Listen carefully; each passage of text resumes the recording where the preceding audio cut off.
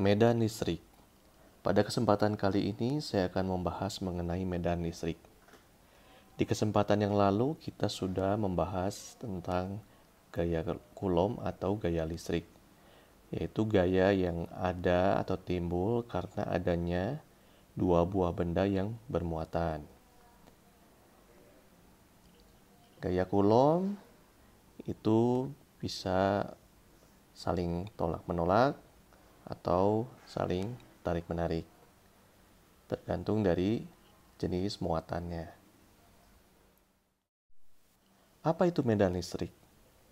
Medan listrik adalah suatu daerah atau ruang di sekitar benda bermuatan di mana gaya listrik masih dapat dirasakan.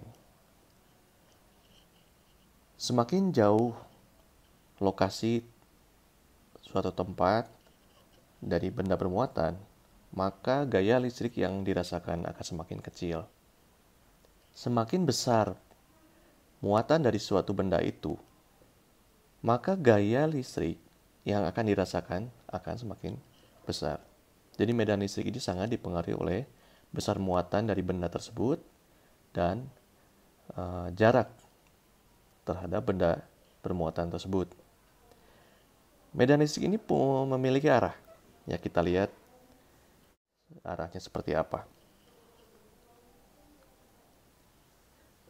Untuk benda bermuatan positif, maka kalau kita gambarkan arah atau garis medan listrik ini, dia arahnya adalah menjauhi muatan positif. Ya. Dia akan menjauhi muatan positif.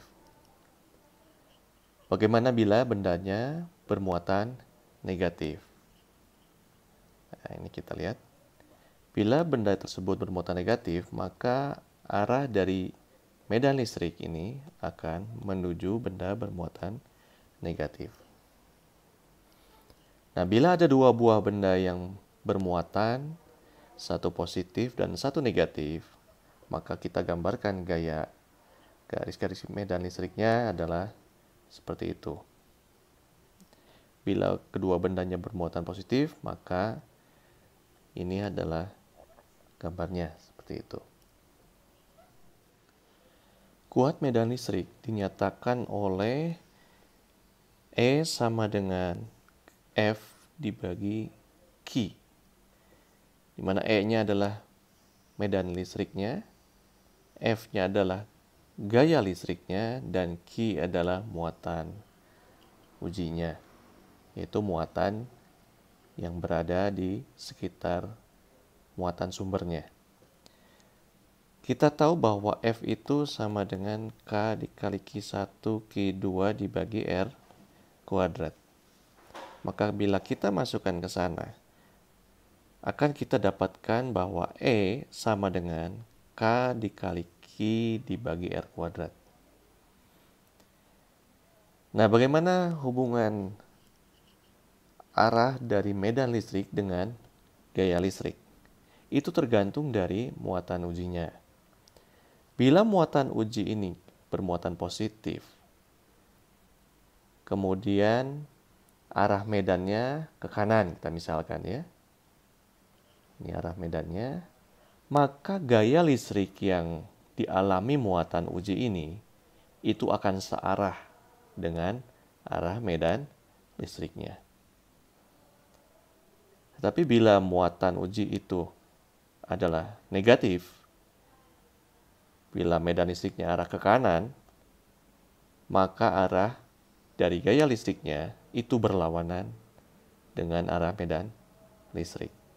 Ya, ini hubungan antara arah medan listrik dengan gaya listriknya. Medan listrik yang saya gambarkan ini itu bukan akibat muatan uji ini ya, tetapi akibat dari muatan lain yang berada di sekitar muatan uji ini. Ya, bisa ada di sini atau bisa saja dia ada di sini. Itu tergantung dari jenis muatannya. Tapi kalau kita gambarkan yang muatan medan listriknya ke arah kanan, maka muatan yang ada di sini, muatan sumbernya itu pasti bermuatan positif karena arah medannya menjauhi muatan positif ya.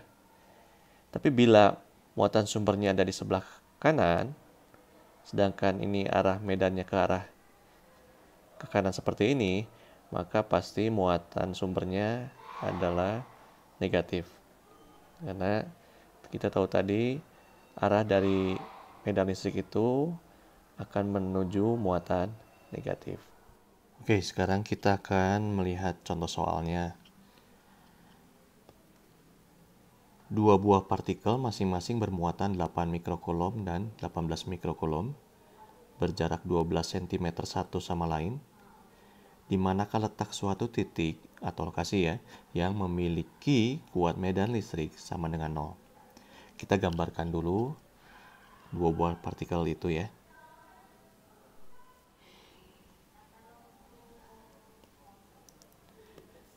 Ya, ini adalah gambar dari dua muatan yang berjarak 12 cm satu sama lain.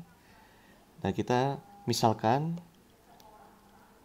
letak suatu titiknya itu di antara dua muatan ya. Misalnya di sebelah sini. Nah, di sini kita gambarkan arah medan listrik akibat kedua muatan kemana aja. Akibat muatan pertama, ini Q1 yang sebelah kiri, kemudian Q2 yang sebelah kanan ya.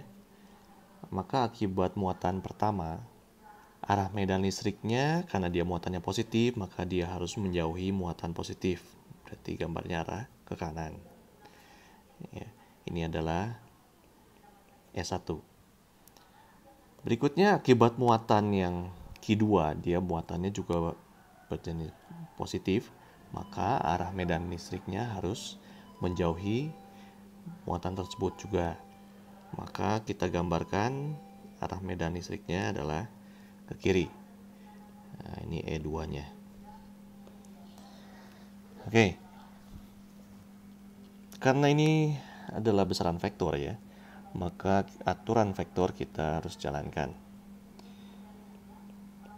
Resultan dari medan listrik ini adalah E1 dikurang E2, jadi arah medan yang ke kanan dikurang yang ke kiri.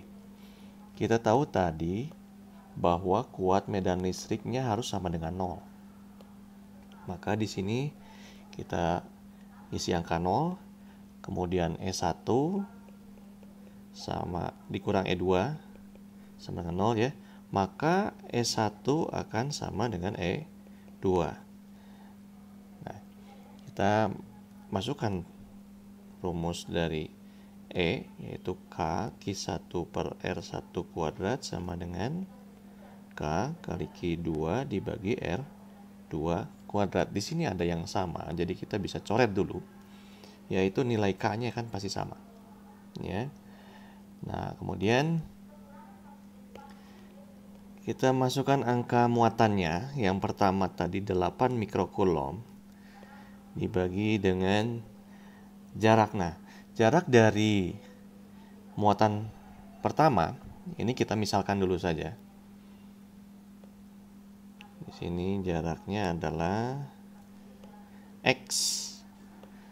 Sedangkan dari muatan kedua berarti dia sisanya ya 12 dikurang X. Oke. Kita masukkan di sini 8 dibagi X kuadrat sama dengan 18 dibagi dengan 12 kurang X kuadrat. Nah, ini kita bisa coret dulu. 8 sama 18 kita bagi 2 masing-masing, sehingga tinggal jadi 4 dan 9.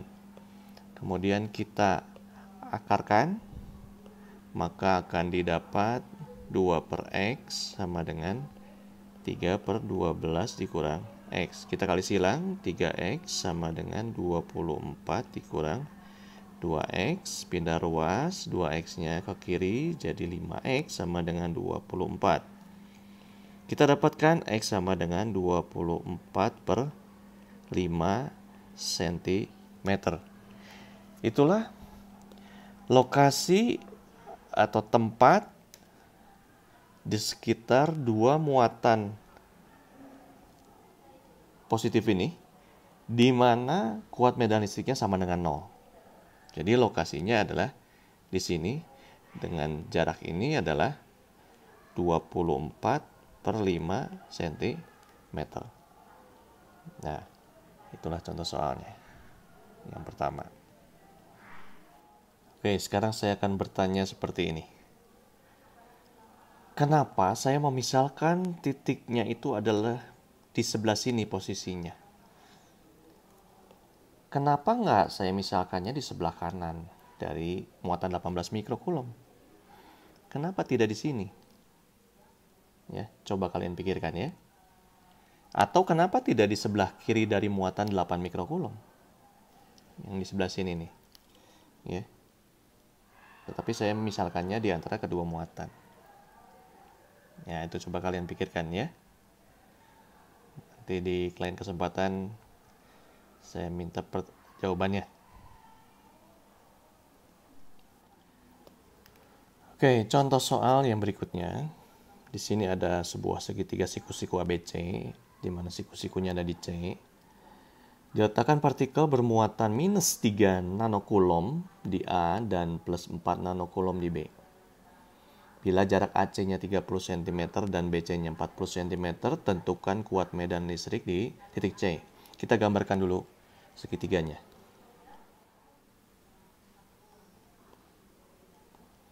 Ya, ini kita sudah gambarkan segitiga ABC. Yang ditanya adalah medan listrik di titik C ini ya. Kita gambarkan dulu arah medan listrik di C akibat A dan juga akibat B. Kita gambarkan dulu akibat si A kemana. Ya. A ini bermuatan negatif, maka arah medan listriknya harusnya menuju muatan negatif. Itu yang kita gambarkan di C. Kita gambarkan di C ini arahnya adalah ke sana. Kita sebut saja ini ECA. Jadi medan listrik di C akibat A. Oke, berikutnya karena muatan B ini positif, maka arah medan di C ini harus menjauhi muatan positif itu. Maka kita gambarkan arahnya ke kiri. Ya, kita sebut ini ECB. Medan listrik di C akibat B. Nah, selanjutnya kita cari berapa besar ECA dan berapa besar ECB. Kita ECA dulu ya. ECA sama dengan K dikali QA dibagi RCA kuadrat. 9 kali 10 pangkat 9 dikali 3 kali 10 pangkat minus 9. Minusnya ini nggak usah dimasukkan ya. Tanda negatifnya. Ini dibagi dengan 30 cm, kita ubah ke meter kuadrat.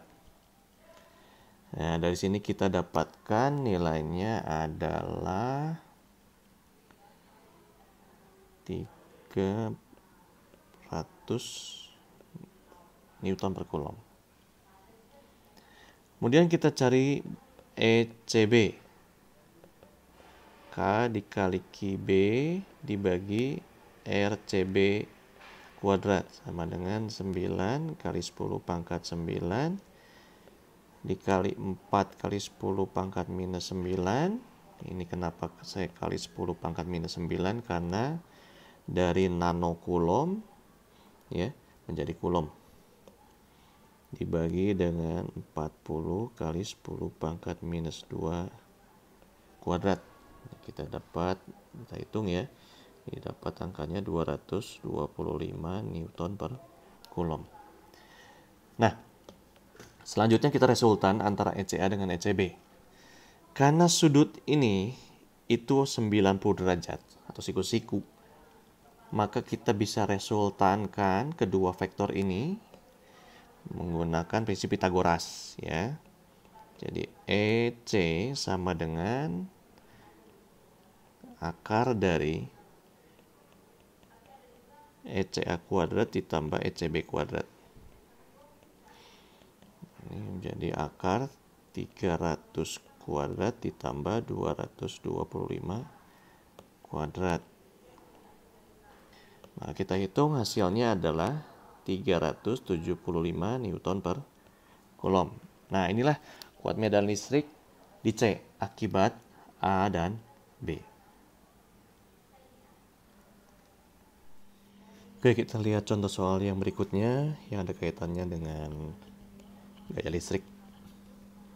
Sebuah elektron bergerak dengan kelajuan 2 kali 10 pangkat 6 meter per second searah dengan arah medan listrik, yaitu E sama dengan 9000 Newton per Coulomb. Berapa jauh elektron tersebut akan bergerak sebelum berhenti?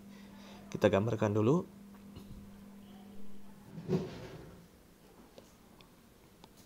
Baik, ini adalah gambarnya. Kita sudah gambarkan. Ada sebuah elektron. Kita ingat elektron itu adalah muatannya negatif ya. Di sini dia bergerak ke kanan. Saya misalkan dengan kecepatan yang tadi 2 kali 10 pangkat 6. Kemudian saya misalkan arah medan listriknya ke kanan juga. Maka kita gambar gaya listriknya kemana. Karena dia muatannya negatif, maka arah medan listrik dengan gaya listriknya harus berlawanan. Ya, kita gambarkan. Gayanya jadi ke kiri. Baik. Kita hitung dulu besar dari gaya listriknya. Hubungan antara gaya listrik dengan medan listrik tadi F sama dengan Q dikali E ya. Maka muatan dari elektron kita tahu 1,6 kali 10 pangkat min 19 Coulomb dikali E-nya 9000. Nah, kita sudah dapatkan sekian Newton. Nah, karena dia geraknya ke kanan sedangkan mendapat gaya yang arahnya berlawanan ke kiri, berarti dia mengalami perlambatan. Sesuai dengan hukum Newton, sigma F sama dengan M kali A. F-nya ini ke kiri berlawanan dengan arah perpindahan, maka dia negatif.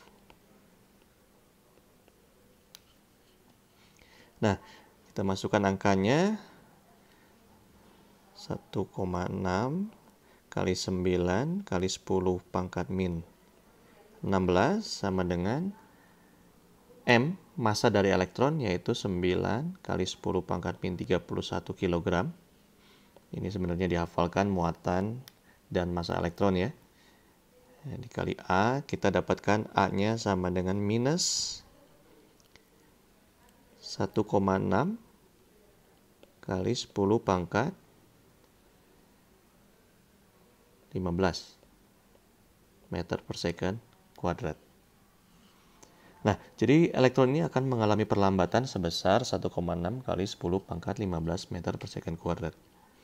Berikutnya, karena ditanya di sini jarak, berapa jauh ya, maka kita menggunakan rumus GLBB. Ya, rumusnya adalah VT kuadrat sama dengan V0 kuadrat ditambah 2AS. Karena dibilang sampai berhenti, maka VT-nya adalah 0 sama dengan 2 kali 10 pangkat 6, ini adalah kecepatan awalnya, kuadrat ditambah 2 kali min 1,6 kali 10 pangkat 15 kali S. Maka kita bisa dapatkan S sama dengan 1,25 kali 10 pangkat minus 3 meter atau 1,25 mm. Nah, inilah. Jadi dalam jarak 1,25 mm, maka elektron tersebut yang memiliki kecepatan awalnya 2 kali 10 pangkat 6 akan berhenti karena adanya medan listrik sebesar 9000 Newton per Coulomb. Ya, inilah contoh soal yang ada hubungannya antara medan listrik dengan gaya listrik. Sekian dulu pembahasan kita kali ini. Kita akan bertemu di video berikutnya.